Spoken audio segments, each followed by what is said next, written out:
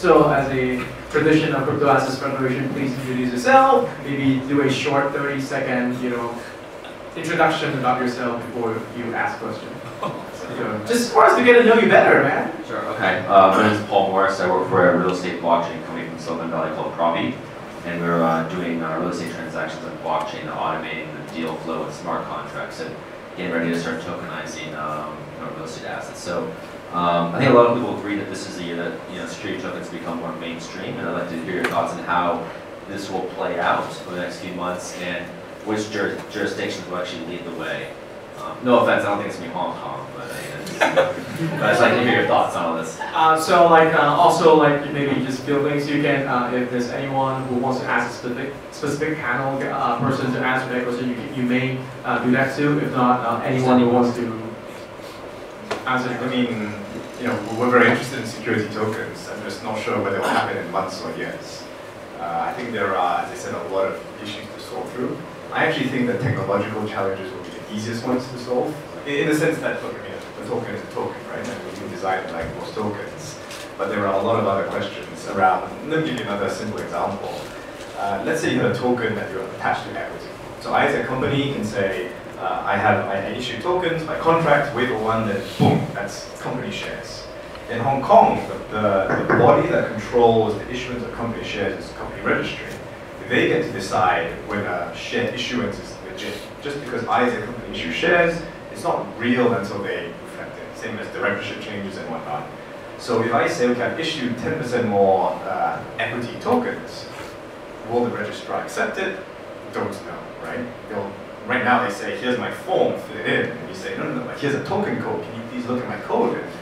So again, I think that some of these issues are almost trivial in a sense. At some point, company registries will say, sure, we accept that as a way of issuing new shares, but that's not quite how it works right now. And until they say that we will accept it, it's not really up to the issuer, so to speak. So you think you need legislation to change the regulations? I'm not sure you need legislation, but it's almost an operational issue, right? As if you really say this token equals equity, the same as a paper share certificate, it's kind of legally equivalent, but functionally, if the company registry doesn't accept it, what am I going to do about it, right? Any thoughts on this topic? Yeah, I guess in Hong Kong there's SFC sandbox, right? So I think that's a very early day, started in November. There's a lot of talk around the crypto asset. I guess eventually we'll get into STO, but I'm not sure by end of this year we'll be there for STO or not, but definitely there'll be more rules around crypto assets, at least in Hong Kong. Yeah, I think the application of STOs makes a lot of sense. I'm personally someone that thinks that ICOs long term will not sustain. Just the use case within kind of like the venture capital or the angel investing in the private sector, you're creating instant liquidity into the market for a lot of asset classes. And it's not that different though. In the old days, you have OTC markets, right? But the problem with OTC markets was you never had liquidity. But now, you're probably going to have potentially in the next couple of years, all of a sudden, maybe like 50, 100 STO exchanges that are trading 24/7. So I think in terms of what it brings to the market, it makes a lot of sense. Now the challenge is going to be, are STOs going to be regulated under kind of the Securities Act, and then are there going to be rules around, you have to be an accredited investor. So I see there being a lot of hurdles that will need to kind of be clear. Unlike ICOs where today anybody can just go into an exchange and kind of buy it, I think STOs are going to be probably for a select group, and so we're probably going to see workarounds where you have a lot of funds where investors invest in the funds, and the funds kind of invest into kind of a pool of STOs. That's kind of the trend I see happening. Normally, as a moderator, I cannot comment on any topic. This is the rule of thumb, but today I'm going to break this rule. Because I think the major issue with STOs is liquidity. Why would an investor put in their monies into a product or an asset without liquidity? So why don't I just do it the traditional way? This is a question I always What if you want to buy 1% of this building? It's impossible to buy this building unless you're like a billionaire, right? So you're creating liquidity as a liquid asset, right? You can buy like a fractional amount. You can do a contract. You can choose. You can do a contract. It's going to be that big. You can apply for CIS. this traditional way to it. But I mean, I digress because I'm a moderator. So, but like that's my this like normally I do not comment, but on STOs I think a lot of people are using it. It's slightly overhyped right now until there is a exchange with strong liquidity for STOs. Then we'll see the market. There are already a lot of crowdfunding platforms for Sorry? real estate. There are already a lot of crowdfunding platforms which were there for like last 10 years maybe. So they are doing the same thing like STOs. Right. So any other questions from the floor? Yes, please, gentleman in the back. Please introduce yourself. Let everyone in this room know you. Happy New Year, everybody. Sorry, we can't hear. Is it on? You lecture energy. Happy It was New not Year. on, sorry. Yeah. Happy New Year, everybody. Happy New Year! My name is Patrice, so I have two hats, one on my head, and I have another one. I'm a researcher at CDU on blockchain, the Applied Computing and Interactive Media Center. So we're looking at blockchain applications for media. And I'm very interested in how we can tokenize movie shares, for example, make them liquid. At the moment, investors are stuck with an investment in film for 2 years at least.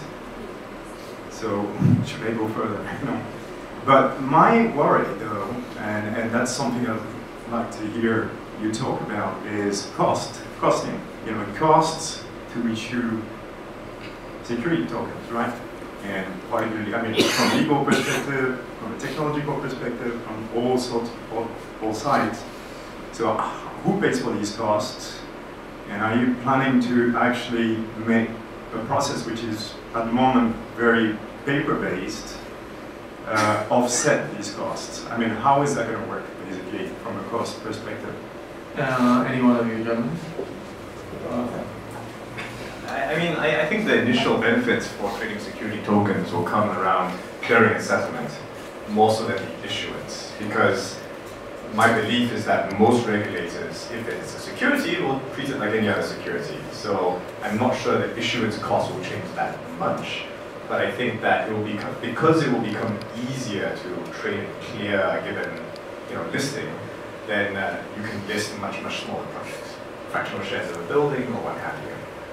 Versus right now, where because the back-end cost of listing, trading in a stock on HKX is the easy bit, right? The matching of trades. It's everything else after the fact, settling the paper that is hugely expensive. So HKX says we will only take listings on X size. I think that was the first thing that you can do. You can list smaller projects, and the trading will be easier. But I'm not sure that the issuance process will be any different, really, at least initially. I'm sorry, your name again? Patrice. Okay. Call me back. Patrice, right. I have a solution provider for you, so we'll bring it off topic later. So I just want to do a short 20-second advertisement here for CF. Please let us know what you do. So we're very happy to refer business your way too. just a short 20-second advertisement. So please, we have some friends that we can introduce to you to help you with your project. We have one more question. Sorry, just on that. It's a very interesting project because I have another friend that's actually doing the same thing. So he and his partners is in the movie production, and one of the things they're looking into is actually STO, those movie production stuff. Because right now it's only those in the inner circle that can actually invest. And then a lot of the time it's not the money that actually after that. So after a lot of other things like, okay, well, if I actually invest in here, you're going to give me something in along the line in your business, in your movie production line. So it's like a lot of those things actually happening. So STOing that obviously will be pretty good. And I think the challenges that he actually faces are regulatory, right? So same problem. So until that is quite clear, it's going to be pretty hard. In terms of the technology-wise, there's a platform available for issuance. There's quite a few of them out there, right? So what those platform basically does is, right, there are certain things that if you want to issue an STO, that you need to have like compliance, KYB, KYCs, different jurisdictions, what does it basically means, how long you have to hold them, and so on, right? So there's going to be more of that coming up, right? So there are some of the early players out there. Even VC group also looking into that. So eventually, sometime this year, we might have some service around that. So the idea is that that kind of platform will be able to one place for you to actually have a tick box of every single thing you have to do. Right? You go legal, you can go to whoever that you need to. So we'll quickly bring back the topic to custodial services. So why do you feel like any of you gentlemen? Why do you feel? Sorry, we had one more question. One more question? Okay, we'll answer that last question first. Alex, I work closely with FinTech Association of Hong Kong and also spending a lot of time on digital assets. So we had one question just today in a committee meeting, which is actually about the SFC sandbox. When they launch it, good or bad, the bad thing is it's only for professional investor. The application is not clear. They haven't talked about, how do they fulfill some of the requirement. Can you give me, some thoughts around, what's your reading from the market about, the sandbox? Is it something that is useful for the market, or you think, there should be some more improvement in that area? Okay. So if you look around the world, right? So Hong Kong's approach is basically, okay, SFC is going running in that. We have close interaction with all the players in that. So VC Group is also involved in actually talking with SFC. So that's one way of doing it. If you look at Japan or Korea, they actually say, you know what, you as a group of exchange, can you form yourself and recommend what kind of rules that you actually do. And in general, offers agree that if investor want to invest into that, you'll make sure that's safe. So you kind of like need to have some rules around that. So in general, I believe that it's good to actually have that, and it's good to actually have a sandbox, and it's good that there's actually channel that actually open because regulator doesn't know about that. So we need to work together to actually educate them, and they need to tell us what their concerns are, and some of their concerns are valid, right? So we just need to work together. So in general sense, I think it's right direction. It's just going to take longer, but that's with any regulators, right? Is there anybody from the SFC here? I don't think anyone's going to raise their hand. Well, so I think just kind of my experience, because I actually, at Ledger, we actually spend a good amount of time with different regulators across the APAC and global jurisdiction, just because our focus is around safeguarding assets. And I think any regulation is always good. Now,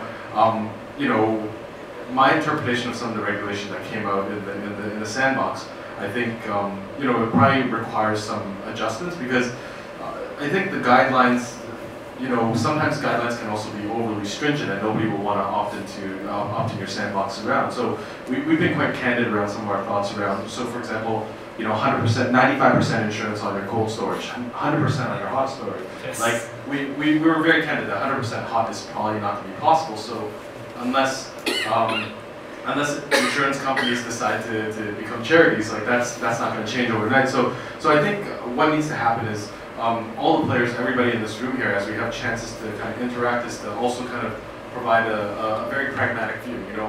What needs to be done. Yes, we need to put in some regulation, we need to improve, but at the same time, it needs to be operational and like economically viable for everybody. So hope that answers your question. And if you want my personal opinion, I'll talk to you after, because I don't want to break my rule in. So, but anyway, back to the topic on custodial services. Why do you feel that people or like financial institutions need custodial services? Like I said, for all the reasons that they need custodians in traditional assets today. Right? Yes, they need to keep these assets secure because suddenly they're an insurance, but you need all the other ancillary services. And tax reporting, compliance, things like fund administration, for example. If you're a hedge fund today, post-Bernie Madoff, and you don't have a fund administrator, no one will give you money. So all of those services, someone somewhere needs to provide. And not just custody, right? I think all the way up and down the infrastructure chain, all the bits and pieces that you see in the financial markets today, someone is going to have to not necessarily replicate the same kind of firm, but someone is going to have to do the same kind of job. Right? You may not need banks, but you need someone to do that kind of where you store value. Right? You may not need brokers in the current conception, but you need that too. I think for the crypto asset class, custody services are even more critical than traditional asset classes, because Brian mentioned this earlier, you have access to the private keys, you have access to the funds. And if you think about 500 years ago, if you want to steal $500 million of gold, you had to bring in an army and invade a country. You want to steal $500 million of cash, you still need a small army and probably a bunch of bands. But with crypto, you know, as a retail individual investor, there's not much there. But today, if I have a hedge fund and I have a $500 million fund sitting on, you know, a hardware wallet, and the Maldives looks pretty good, I can just walk away with a very large sum of money. So I think it's absolutely critical, because we've met a number of institutions where they're not even handling outside money. It's just maybe like 6 co-founders, and each person's looking at the other guy and saying, "Can I trust you?" So I think you know, definitely you know, this is where custody comes in. I mean, in the last half an hour or so, I've been talking a lot about why we need actual custody, and then both Ben and Henry also mentioned a lot of that. If you don't have custody, just look at what happened early, the last 6-7 months, right? There's a lot of hack that actually happens, right? So generally, you want to reduce that to almost minimal or zero. So I think custody is actually pretty good. It's like best practices, putting more in the pool of frozen. That's what we actually call it. And then things go long, laborious and manual, but you know, it's to safeguard, because it's slightly different until someone comes with a much cooler technology. They can guarantee that it will never ever be hacked, or mean, you know, it's going to be slightly longer and so on. So, like, have you gentlemen seen an uptick in financial institutions requesting, or people just requesting, or actually using custodial systems? You know. Yeah, absolutely. I think you know, we at Ledger, we've had a number of big global banks already reach out to us. They have very sizable asset management and wealth management businesses. You can't disclose the name. No, unfortunately I can't. But yeah, no, like the first thing they're thinking is, how do I safeguard my clients' assets? And you know, they have a couple of choices. One is to outsource it to a third-party custodian, if not to do it in-house. So you know, when I looked at 2018 and I see kind of the whole slowdown in the crypto market, I think it's actually a good thing, because if Bitcoin went to 50,000, things would have gotten even crazier, and it was actually a good kind of break, I think, to get some of this infrastructure in place. So, you know, banks are typically known as kind of some of the slowest moving financial institutions. So when they're thinking about doing it already, like, you know, I think it's a very good sign that it's needed in the market. I mean, all of the institutions I think we talk to have always been waiting for custody and other bits of, as I said, that infrastructure stack before being able to enter the market. You know, that's why I guess we first got interested in this market. We said, wait a minute, you know, if a fund, traditional hedge fund, cannot invest by a custodian, then you need a custodian, right? It's just not negotiable. I mean, it's interesting, right? So last year the market has been down and slow and everything. So we thought that, you know what, it's actually dying. But from our company, what we're seeing that there's a lot of interest around that. Banks are actually coming to us, are actually asking about custodianship too. So again, right? So there's a lot of demand from institutional. Though in the general market, you feel like there's a bad market. But institutionally, a lot of people are looking to that, investing into that, going for a long run. That's great to hear. So, like, you know, I'm so happy today. I think like this two gentlemen made a date today. So, I think like they probably just 2 final questions. What do you think of the industry going forward? Like the whole crypto asset, cryptocurrency industry. What do you feel? Like, you know? I think it'll be exciting one way or another. Yeah, I think you know, it's still early days, but you know, the technology itself, I think makes a lot of sense. And you know, we're now in a world where I think it's much more about, I think the private markets have a much bigger impact. So I think, you know, we talked about STOs earlier, but even like ICOs to a certain extent. This is a new way of, this is a new, I think, version of the capital markets moving forward. So I see it as a long-term trend going forward. I mean, I get to this space about blockchain and blockchain stacks. I'm from technology background, so I'm in blockchain because it is fascinating. You never stop learning, right? I've been here 3 years, every single day, every single week, there is something new that you have to learn, right? So say, for this year, what I see is technology-wise, there's going to be a lot more things that are happening. There's got a lot more innovations. Hopefully there's more tokenization, more clarity around regulatory, because until there is, you know, regulatory deciding what they want to do, a lot of the innovations is just going to be slowed down. So, like, any advice for any of our friends who are interested to invest in crypto assets? A full disclaimer, you know, full disclaimer. I think people overestimate the impact of technology in the get some, like in the next year, and they underestimate how much that technology will change things over, say, 10 years structurally. I think in 10 years' time, the digital assets will fundamentally reform the way financial markets work. I also think people think it will come sooner than it will. So I think you need to strap in for the long haul. I think, you know, securing your assets is kind of key. Like one thing that I see a lot of retail investors do right now is still, for example, leave their assets within exchanges. And, you know, I think the cold wallets inside exchanges, I think those are sufficient, but I think the hot wallet, and when there's a hack in the hot wallet, unfortunately the losses are kind of shared across the investors. So I think the more you can kind of, you know, I think it's important that as you're thinking about exchanges, like, you know, how do you secure your assets as well? And maybe it's about taking some of your assets, putting it into hardware wallets. Long crypto. Actually, I have a more interesting thing inside, slightly different side. Everyone believes that they should actually safeguard their private key, but generally, if you actually ask people that have been there for a long time, some people lost their private key. So is it really true that actually, sorry, like, it's like, do you put your money in the bank or you put your money under the bed sheet, right? Kind of stuff, right? So my general take is like, choose a good exchange. That's for the best practices that have been around long enough, right? And then they can safeguard some of your money in there. Good advice, good advice. So like now we're into the last portion of our section, is an AMA section, ask me anything. No, like not ask me, ask us anything. So like please, we have like 3 or 4 more questions that we can take from the floor. Anyone? Yes, please.